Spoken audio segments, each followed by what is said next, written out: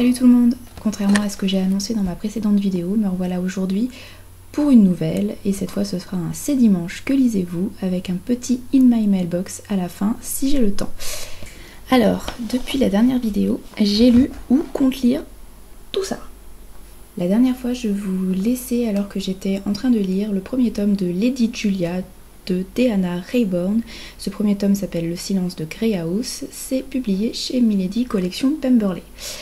Alors, j'ai lu et chroniqué ce livre depuis un petit moment déjà, j'ai beaucoup aimé ce premier tome qui mélange vraiment très bien l'historique, l'enquête policière et la romance. Alors à part les 100 premières pages qui m'ont paru un petit peu longues parce qu'elles mettent en place le contexte, l'intrigue, les personnages, mais elles sont quand même nécessaires donc c'est quand même passé.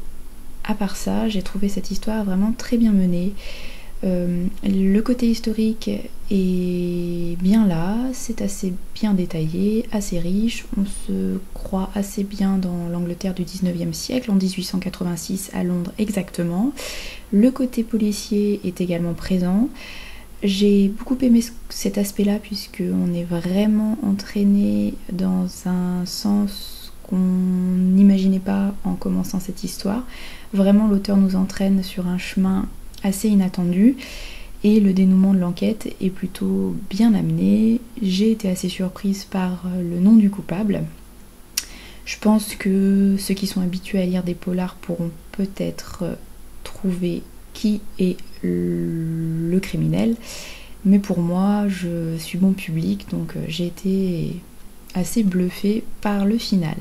Et enfin, ce qui m'a plu dans ce premier tome, c'est que la romance ne prend pas le pas sur tout le reste.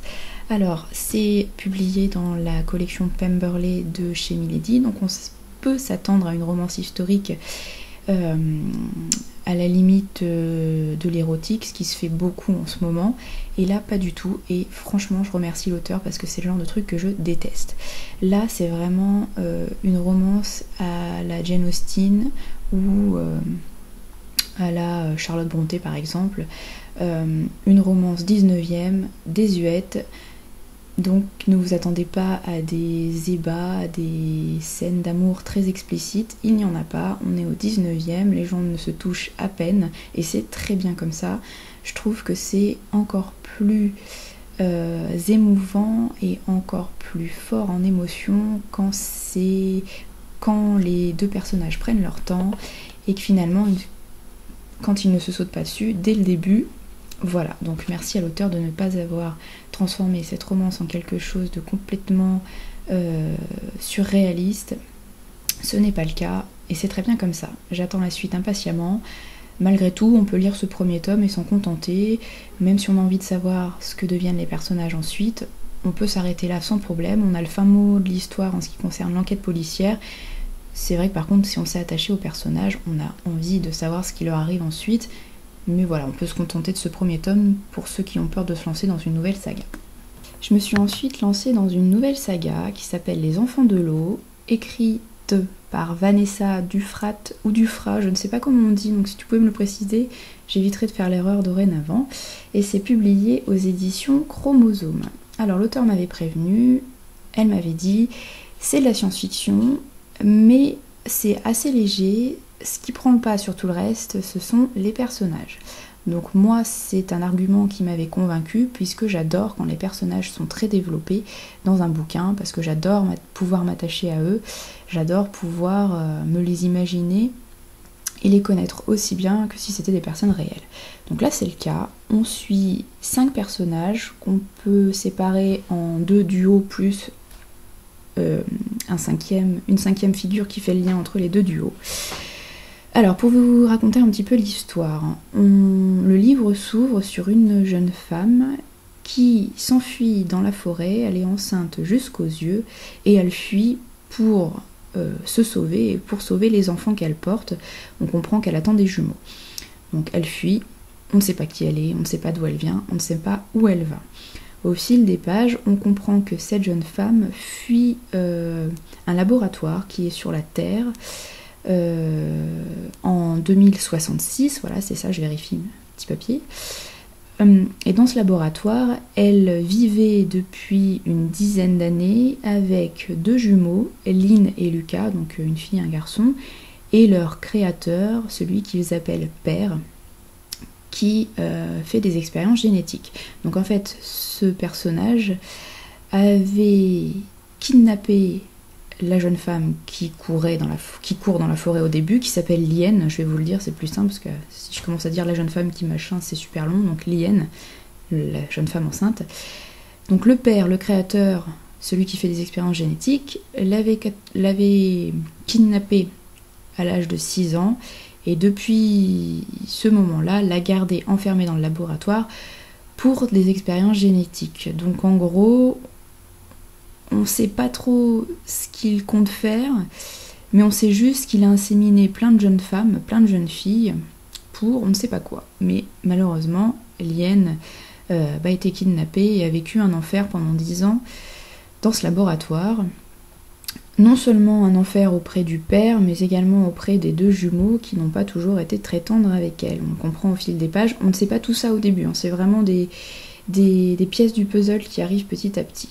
Voilà, donc la jeune fille s'enfuit, et en fait, elle est retrouvée par tout un groupe de militaires et de scientifiques sur Alia en 2340. Voilà.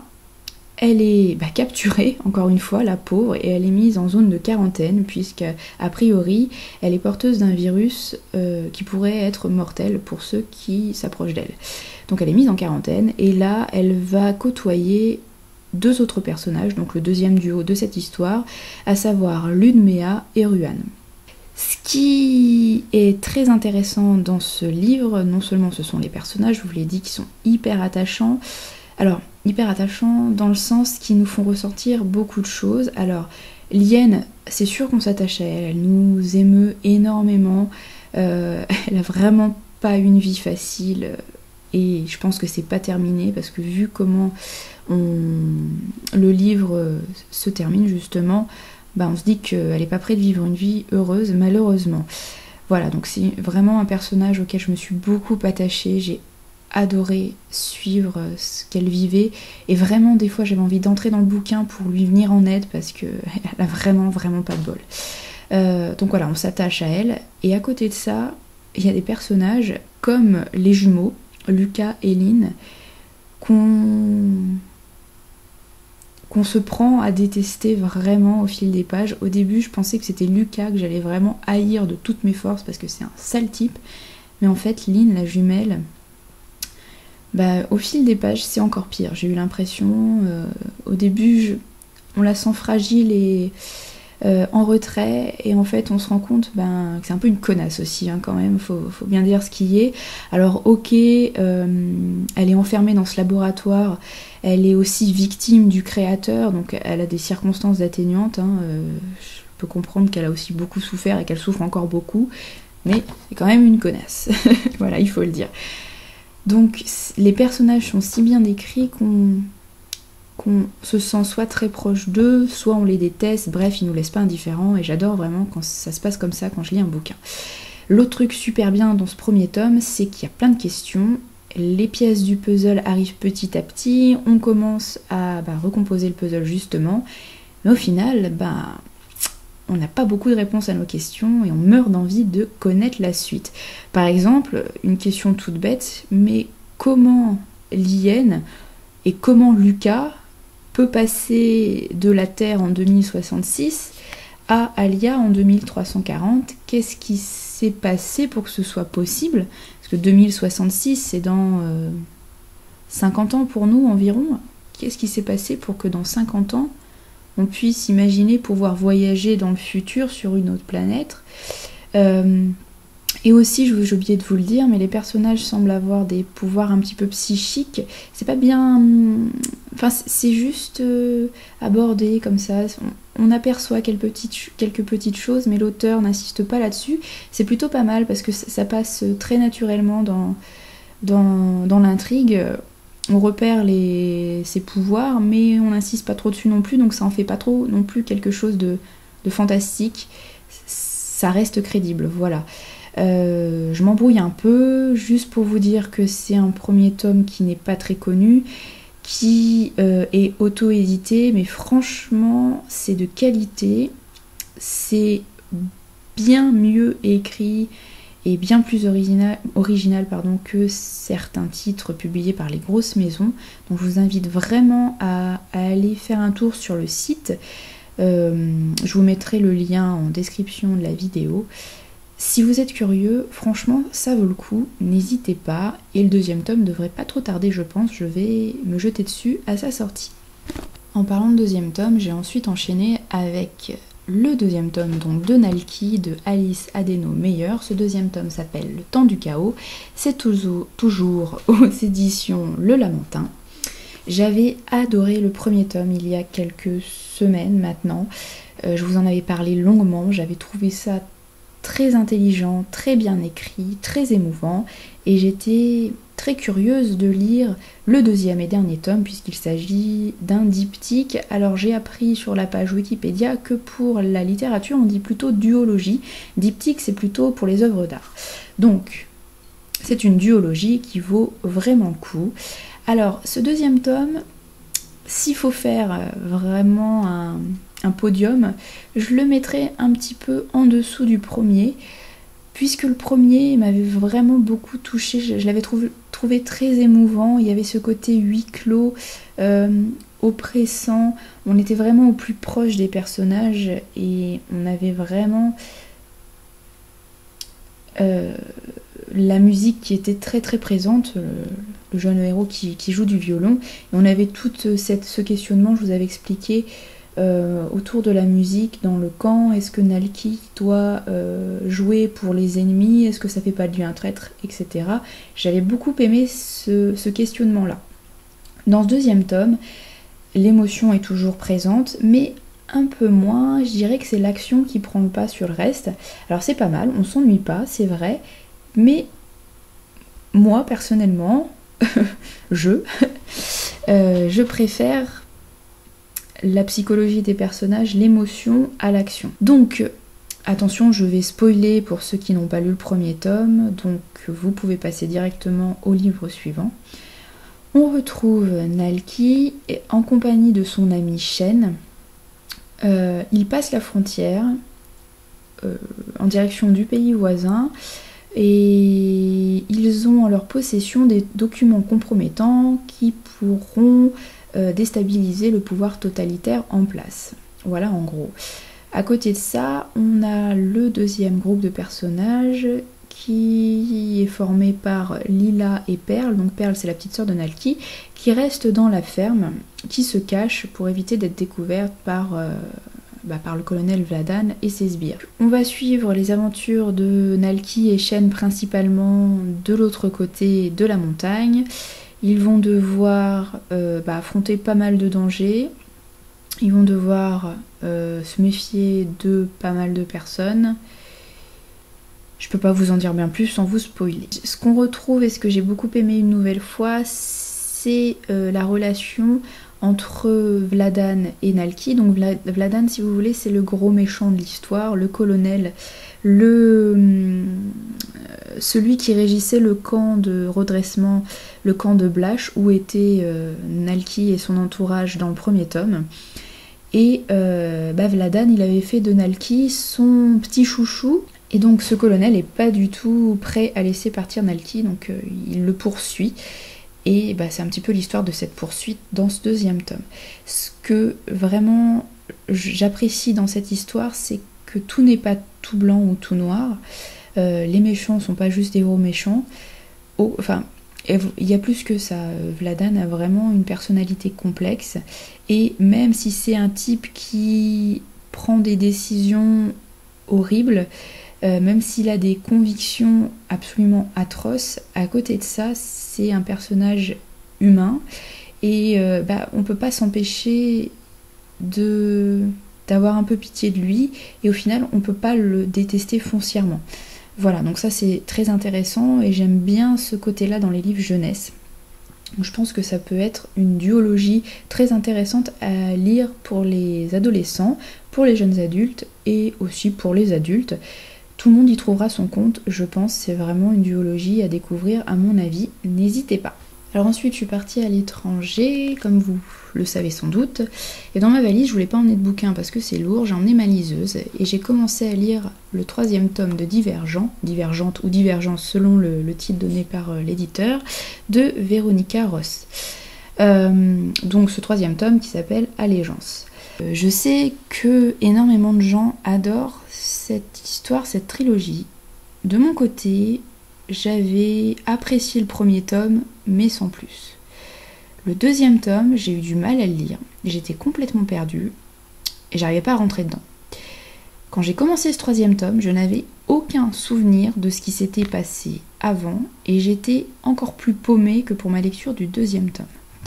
Donc ça n'a pas aidé à ma lecture et vraiment, ça fait peut-être 2 semaines que j'ai terminé le livre, un peu moins, et j'ai aucun souvenir. Divergente, c'est vraiment pas une saga qui va me marquer. Autant j'ai adoré Hunger Games, autant Divergente, je sais pas comment dire, pardon, je tape dans le micro. C'est vraiment pas une saga qui va me marquer. Je n'arrive pas à entrer dans cette histoire, je n'arrive pas à m'attacher au personnage, et comme j'arrive pas à entrer, et ben je survole le texte, limite je m'ennuie, et donc je ne retiens rien. Donc je vais vous parler très brièvement de cette histoire, de ma lecture, puisque j'ai aucun souvenir, donc ça sert à rien de faire du blabla. La seule chose positive que je peux dire sur ce 3e tome, et la seule chose qui m'aura marqué finalement, c'est le dénouement. Donc je vais pas vous parler du dénouement plus que ça, parce que je veux pas vous spoiler, mais je trouve que l'auteur a fait un bon choix. Ça rend cette histoire un peu plus mature, un peu plus crédible. En gros, il y a une perte dans l'histoire, une perte importante, je ne vais pas vous en dire plus, qui peut surprendre, mais je pense dans une histoire comme ça, où vous avez un contexte de guerre, puisque c'est ce qui se passe, hein,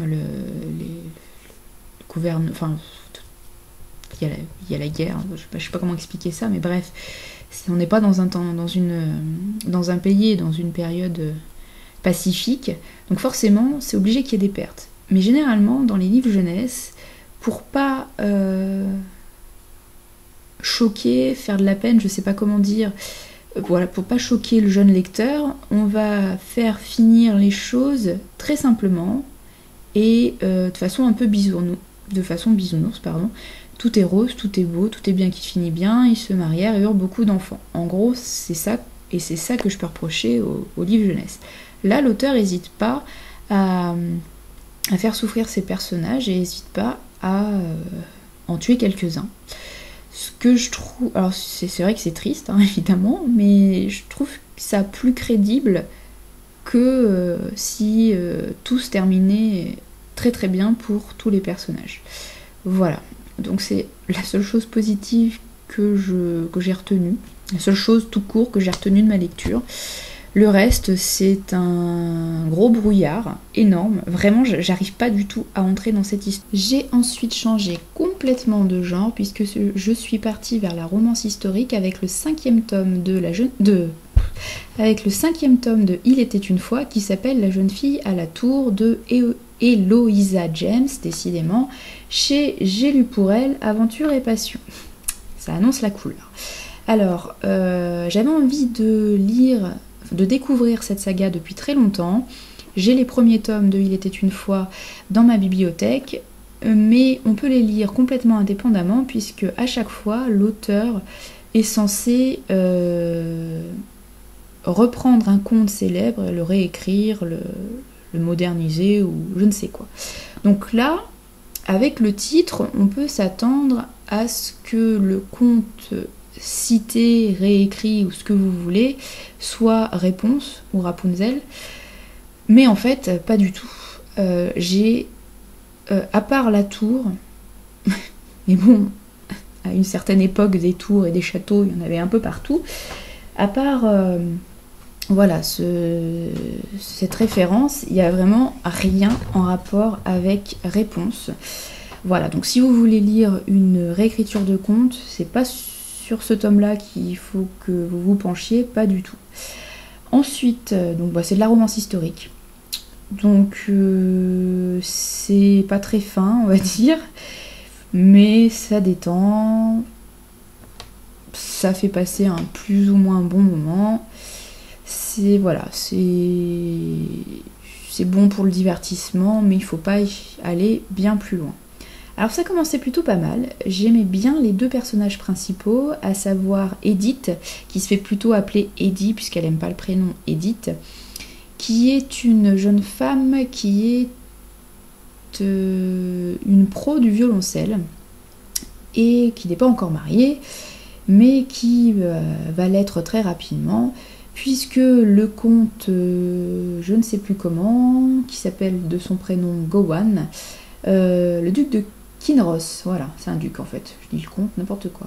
Le duc de Kinross, donc de son prénom Gawain, la voit à un bal, il en tombe éperdument amoureux, donc comme il est très riche, il va l'acheter à son père, et voilà, ils sont mariés. Ça commençait plutôt bien, je trouvais que lui avait le côté, enfin, un juste milieu entre le type un peu mystérieux et un peu sauvage, et le type un peu plus civilisé et brillant. Alors il est écossais, je sais pas ce que les nanas ont avec les écossais, mais alors dans toutes les romances historiques, il y a un écossais en kilt, hyper baraque, un peu sauvage et super riche, voilà. je sais pas ce que les nanas ont avec ça. Moi, par les paysages en Écosse, c'est pas les types qui m'attirent, mais bon, surtout pas les kilts d'ailleurs, mais bref. Donc voilà, encore un écossais. Ronchon, caractère de merde, un peu brutal, voilà. Je comprends pas cette attirance pour ce genre de héros, mais bon, bref. Si vous aimez bien, bah voilà, il y a un écossais typique. Donc je l'apprécie bien au début. Puis à vrai dire, en fait, il évolue plutôt bien. Je trouve qu'il reste assez cohérent dans sa façon d'agir et dans ses propos. Donc, bon, c'est pas un héros que j'ai adoré, mais globalement, c'est plutôt pas mal. Par contre, elle, donc je l'aimais bien au début, avec son côté un petit peu anticonformiste, voilà, un petit peu rebelle pour son époque. Elle joue du violoncelle, et elle tient le violoncelle comme les hommes, c'est-à-dire entre les jambes, ce qui est très érotique a priori. Alors que normalement elle devait, comme pour le cheval, jouer en Amazone, ce qui doit pas être pratique du tout, soit dit en passant. Voilà. Donc elle est voilà, un petit peu rebelle pour son époque et pour la société, tout ça. Donc je l'aimais plutôt pas mal, avec de la répartie. Et puis au fil des pages, elle devient un peu nunuche, moins intéressante, et elle m'a un peu lassée. Ce que j'ai trouvé aussi assez surprenant dans cette histoire, et surprenant pas forcément dans le bon sens, c'est que les personnages, alors que a priori ça doit se passer, je sais pas, je dirais au 18e, 19e siècle, 19e siècle, je sais pas, c'est jamais vraiment précisé, mais ouais, 19e. Ah bah alors si c'est précisé, première page, excusez-moi, 1824, donc en plus début 19e, alors qu'on est censé être dans une société très, surtout anglaise en plus, très codifiée, très pinçant, enfin très, voilà, les Anglais, voilà, ils sont très dignes, très fermés, etc. J'ai trouvé que globalement les personnages, alors qu'ils sont de la haute société, sont vraiment hyper vulgaires dans leur façon d'être et dans leur façon de parler. Ils ont des expressions, des agissements vraiment trop modernes et trop vulgaires pour l'époque. Alors j'imagine bien que dans l'intimité, ça devait se lâcher un peu, parce que je pense que ça devait être un petit peu dur de toujours rester collé-monté, mais là vraiment c'est un peu trop, et ça a été une surprise assez, pas désagréable, mais bon, si ça avait été que de temps en temps, ça aurait pu aller, mais là globalement le côté vulgaire est vraiment très présent, et ça m'a un petit peu gênée.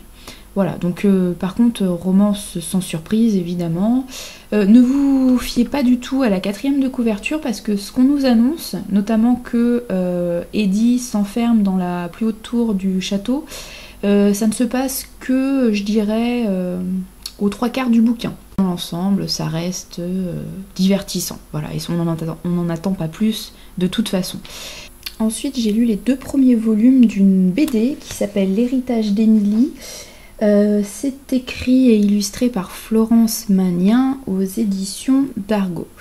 Alors le premier tome s'appelle Le domaine Heathcliff et le deuxième s'appelle Maëve. Alors dans le premier, qui est très introductif, on découvre l'héroïne qui s'appelle donc Émilie, qui est chanteuse au Moulin Rouge, je crois, si je dis pas de bêtises, dans les années 20 à Paris. Et bizarrement, du jour au lendemain, elle découvre qu'elle a hérité d'un vieux manoir en Irlande, dans le Connemara. Forcément, c'était un sujet qui allait me plaire.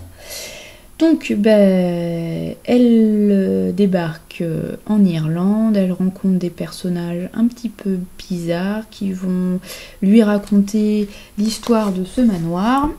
Et à la fin du premier tome, elle va passer les portes du lieu. Je vais essayer de vous montrer quelques planches.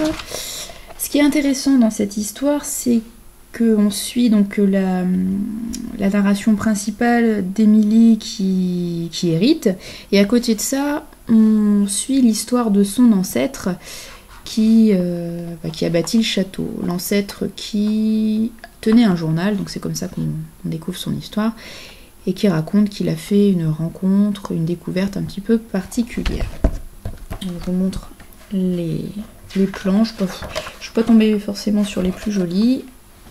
Un peu dur. J'aime beaucoup le dessin et la couleur surtout. C'est très très très très joli. Je pense d'ailleurs que c'est en 5 volumes, mais quand j'aurai lu les 5 volumes, je me demande si je vais pas les acheter, parce que là c'est un collègue qui me les a prêtés. Mais je pense qu'après je vais les acheter parce que ça me plaît bien. Ce que j'aime aussi beaucoup dans cette BD, et c'est ce que je vous disais dans une des vidéos fac que j'ai postées ces derniers jours, fac foire aux questions, donc je répondais à vos questions. Quand je parlais de l'Irlande, je disais que justement, ce que j'aimais beaucoup dans ce pays, c'est que le climat et le paysage se prêtaient beaucoup à l'inattendu, et que on pouvait voir ou apercevoir n'importe où des fées, petits peuples, tout ça.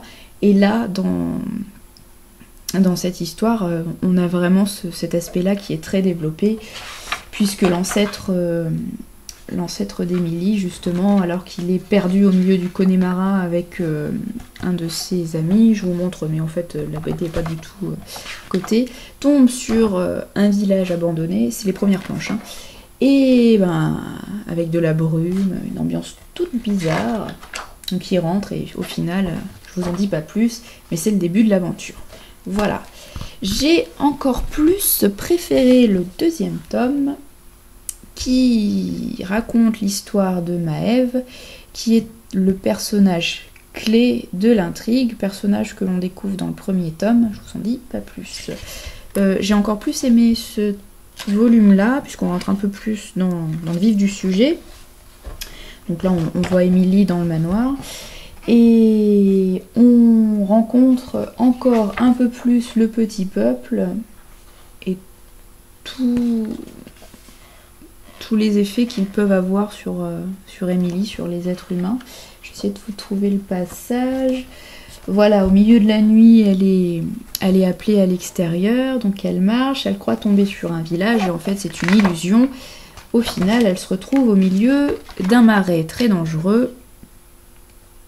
Je vous en dis pas plus. Voilà, je lirai les 3 volumes suivants dès que possible, et j'espère pouvoir vous rédiger une chronique sur l'ensemble très rapidement. J'ai continué mes lectures avec un deuxième tome, le deuxième tome du manoir de Évelyne Brizou-Pellen, deuxième tome qui s'appelle Cléa et la porte des fantômes, toujours publié chez Bayard Jeunesse. Alors, je ne sais pas si vous vous souvenez, mais le premier tome avait été une révélation, j'avais adoré, tellement adoré que j'en ai parlé un petit peu partout, et au final c'est la chronique la plus lue sur le blog, je pense qu'en un peu moins d'1 an de publication, ça fait un peu moins d'1 an que j'ai dû la publier, elle a été vue ou lue, peut-être plutôt vue que lue, quasiment 800 fois, ce qui est assez énorme pour une chronique, puisque généralement c'est malheureusement les articles les moins lus sur les blogs. pourtant on est censé être des blogs littéraires, enfin le but premier de mon blog c'est de publier des chroniques. Au final je me rends compte que les articles qui plaisent le plus ce sont les articles d'acquisition, de bilan, etc. et pas forcément les chroniques. Et celui-là bizarrement, la chronique a été, enfin le premier tome de cette série, la chronique a été vue quasiment 800 fois, ce que je trouve assez énorme. Mais tant mieux puisque ça a été une super lecture. Et ce deuxième tome, si je n'en fais pas un coup de cœur, ça a quand même été une super découverte également, je l'ai dévoré. Donc on retrouve Liam et Cléa dans le manoir. Je risque de spoiler sur le premier tome, hein. Donc attention si vous ne l'avez pas lu et si vous souhaitez le lire, je risque de faire des révélations qui pourraient vous gâcher la lecture du premier tome. Donc je vous invite à sauter au livre suivant. Donc le manoir, c'est l'endroit où habitent les fantômes qui n'ont pas pu passer soit en enfer, soit au paradis, parce qu'ils ont quelque chose encore à faire, parce qu'ils n'ont pas accepté leur mort. Donc dans le manoir, vous avez ceux qui vivent librement, ce sont les fantômes blancs, en gros les gentils, et dans la cave, vous avez les fantômes gris qui sont enfermés et qui eux sont pas super sympas. Donc dans le premier tome, il y a un fantôme gris qui avait réussi à choper l'âme d'un fantôme blanc, qui avait réussi à se sauver, et qui était en liberté dans le manoir. Donc je vous dis ça parce que ce deuxième tome va mettre en scène justement ce fantôme-là et un deuxième, et ils vont semer la pagaille dans le manoir. À côté de ça, on continue à suivre l'évolution des deux personnages, Cléa et Liam, et surtout Cléa. Dans le premier tome, c'était Liam le personnage principal. Là, Cléa a la parole assez souvent dans les chapitres. Elle est la narratrice de certains des chapitres, de la plupart d'ailleurs.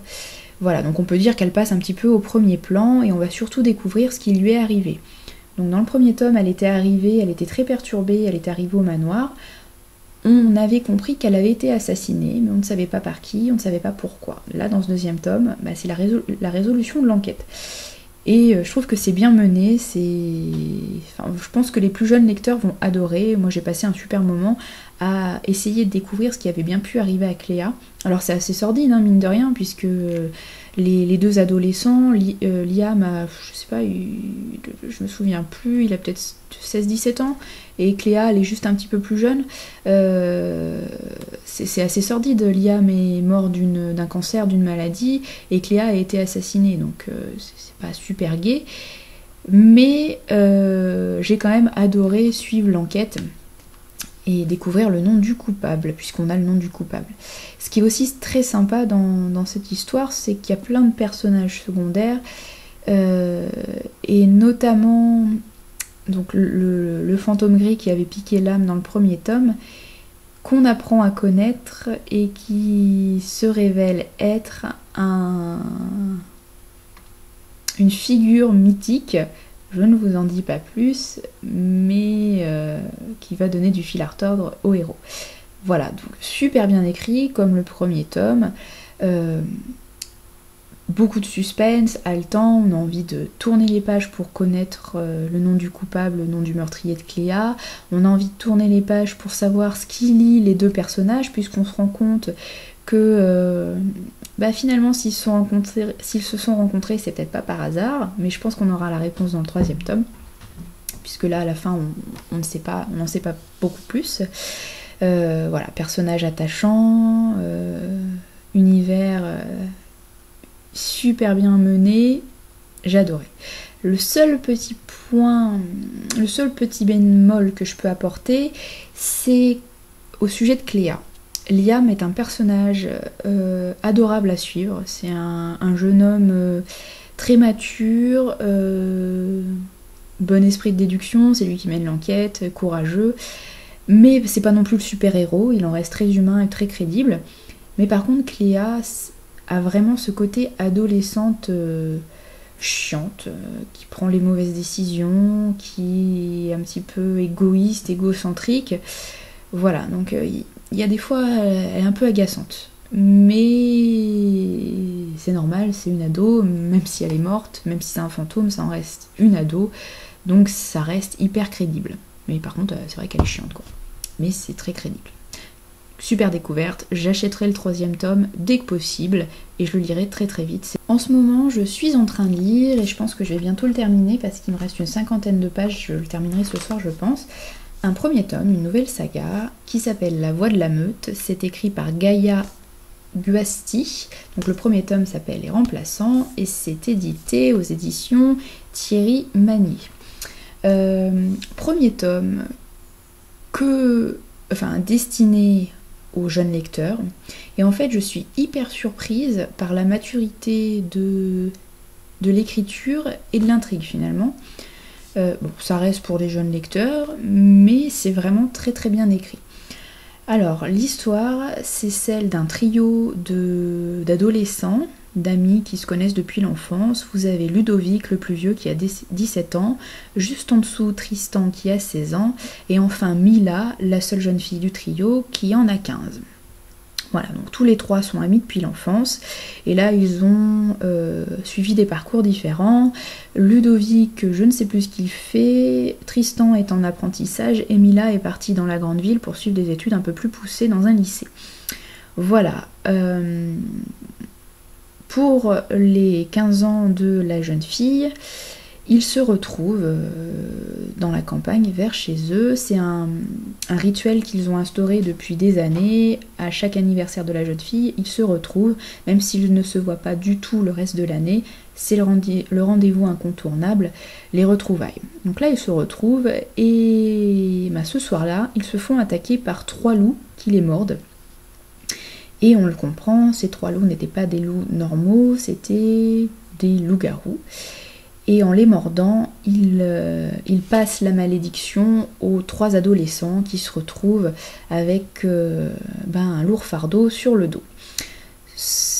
Le pitch peut paraître assez peu original, on a vu plein de trucs comme ça, mais ce que je trouve très intéressant pour le moment, puis je pense que ça va... J'ai lu plus de 200 pages maintenant, donc je pense pas que je changerai d'avis d'ici la fin. Ce que je trouve très intéressant, c'est, je vous disais, le côté mature, et surtout l'aspect animalité sauvage qui est vraiment beaucoup mis en avant dans cette histoire. Généralement, quand on lit un livre sur les loups-garous, un livre fantastique sur les loups-garous ou les vampires, l'auteur va passer très vite sur l'aspect transformation, on va pas aller en profondeur. Là, l'auteur insiste vraiment énormément sur ce que peuvent ressentir ces adolescents dès qu'il y a une voix dans leur tête qui prend le dessus, et le côté sauvage, animal, est vraiment très présent et très bien décrit. Voilà, je peux pas vous en dire plus sans vous spoiler des moments assez... des moments clés, mais j'aime beaucoup cet aspect-là. Quand je vous dis que c'est mature aussi, c'est que l'auteur, par exemple, n'hésite pas, dans les premières pages, à décrire l'attaque des loups dans le détail. Et en fait, j'ai oublié de vous dire, le groupe de 3 loups qui attaquent les 3 adolescents, en fait, c'était un groupe de 4 au départ, mais la 4e louve, puisque c'est une femelle, enfin une femme, hein, c'est une femme qui se cache derrière, a été blessée et elle n'a pas pu mordre quelqu'un pour passer la malédiction à une autre personne. Malheureusement, elle se retrouve enfermée dans le corps de la louve et toute sa conscience humaine s'évanouit au fil des pages, et c'est l'animal qui prend le dessus. Donc l'animal terrorisé, l'animal qui, pour se protéger et pour avancer, pense que l'attaque c'est ce qu'il y a de mieux. Donc elle attaque à tout va, elle attaque des hommes, des animaux, et l'auteur n'hésite pas à décrire les scènes d'attaque. Il y a des corps déchiquetés, voilà. Donc c'est un titre jeunesse, mais c'est pas un titre simpliste qui reste en surface. Il y a vraiment des... Enfin, voilà, on a tous les détails. C'est pas mal. Pour l'adulte que je suis, je trouve que c'est pas mal. Donc c'est super bien écrit, belle description. Il y a juste un truc qui pourrait être super, c'est que, mais qui n'est pas maîtriser jusqu'au bout, c'est que l'auteur passe de temps en temps du passé simple au présent. Quand c'est la narration normale, je vais dire, elle est au passé simple, donc au temps du récit. Et quand elle attaque un passage d'action, où par exemple les adolescents se transforment en loups, elle passe au présent de narration qui donne un rythme, qui donne une intensité et une urgence au récit, ce qui est plutôt pas mal. C'est bien trouvé. Le problème, c'est que je ne sais pas si ça vient de la traduction ou si c'est comme ça dans le texte de départ, mais il y a des moments dans le récit où les verbes ne sont pas conjugués au passé simple. Donc sur une ligne, vous allez avoir du passé simple et sur la ligne d'en dessous, du présent.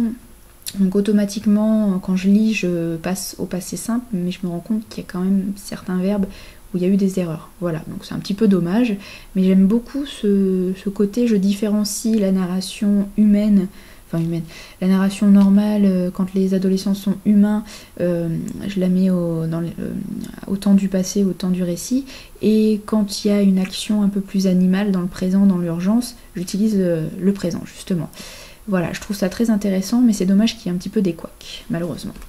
Je passe maintenant à mes futures lectures, celles que j'envisage de lire dans les jours qui arrivent. Le 3e tome de l'héritage d'Émilie de Florence Magnin, toujours aux éditions d'Argo, 3e tome qui s'appelle L'exilé. Je ne vous présente que ce 3e tome, mais je compte bien lire les 4 et 5 dans la foulée. Je vous en parle pas plus puisque je viens de vous présenter les 2 tomes précédents. Et l'autre livre que je compte lire ensuite, ce sera le 2e tome du Club des Tongs de Hélène Richardson, 2e tome qui s'appelle 3 filles à la mer, toujours chez Nathan. Ce sont des épreuves non corrigées. Vous pouvez troquer les épreuves non corrigées. C'est comme le 1er tome, une histoire très courte. Là, ça fait 94 pages en A4, mais comme vous pouvez le voir, c'est hyper aéré. Il n'y a pas beaucoup de texte sur chaque page. Ça va vraiment se lire en 1 heure, je pense. Le 1er tome m'avait plu, par contre c'est vraiment très très jeunesse pour le coup. Ça manquait un petit peu de développement à mon avis, mais ça peut plaire aux plus jeunes très facilement. Histoire d'amitié, petit mystère, petite enquête à la plage. Je pense que ça peut fonctionner parfaitement bien pour les jeunes. Pour les adultes, ça reste un petit peu limité. Mais quand on lit de la jeunesse, de toute façon, il faut parfois s'attendre, enfin parfois non, on devrait toujours s'attendre à ce que ce soit écrit pour les jeunes et pas pour les adultes. Je viens de jeter un œil à la longueur de la vidéo, on atteint pratiquement les 50 minutes, je vais faire un montage, je vais couper plein de morceaux. Donc, vu la longueur déjà du truc, je vais éviter de vous ajouter un In My Mailbox derrière. Je le ferai à l'écart si j'ai le temps, sinon ça sera pour la prochaine vidéo, si prochaine vidéo il y a. Je vous souhaite une bonne fin de dimanche, une bonne rentrée pour ceux qui reprennent demain, courage, vous allez voir, on est vite dans le bain, et je vous dis à très bientôt.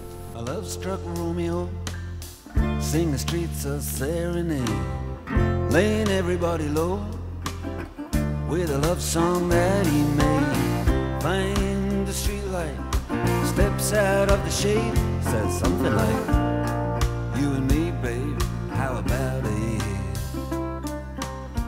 Juliet says, hey, it's Romeo, you nearly gave me a heart.